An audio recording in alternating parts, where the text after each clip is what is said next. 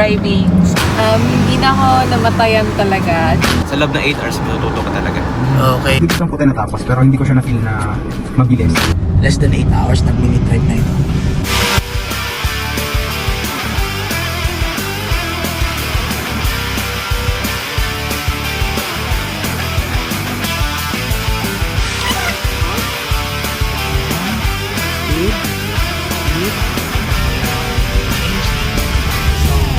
Happy? Super happy siya. Yeah, galing talaga magturo ni Coach dito. Maganda. First of all, i-discuss talaga yung pinaka-basic. Is very important sa driving. Yeah. Tapos, very detailed.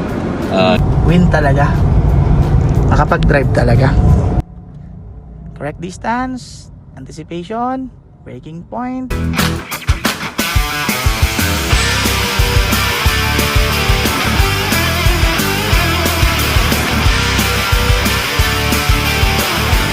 So bago mag-overtake, make sure you have enough space and speed when trying to overtake.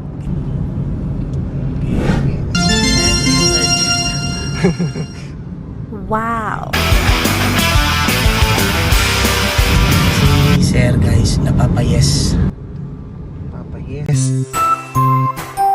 Sir, na-meet ba natin yung promised outcome or output goal natin? Actually, lumagpas pa eh. Hindi ko in-expect na ganito.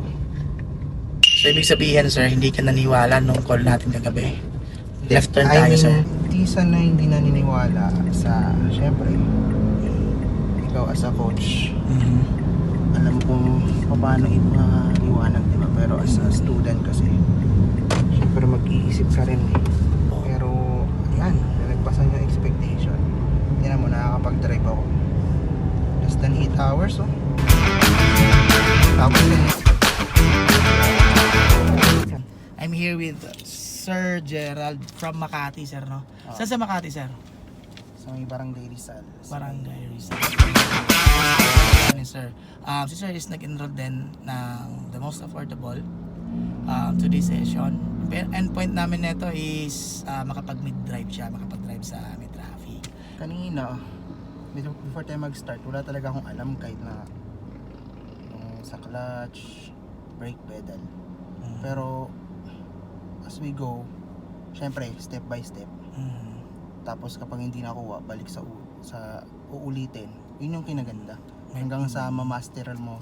Tapos yung muscle memory, parang automatic na siyang gagalaw. Hanggang ngayon nakakapag-drive na ako ng kahit papano na may confident na. Very Ganito ganyan, may explanation, may drawing, may illustration kung paano nangyayari yun. So, Yun. don't hesitate to try. I recommend talaga to si Coach Neil. Yan. So, Yeah, learn to drive Manila.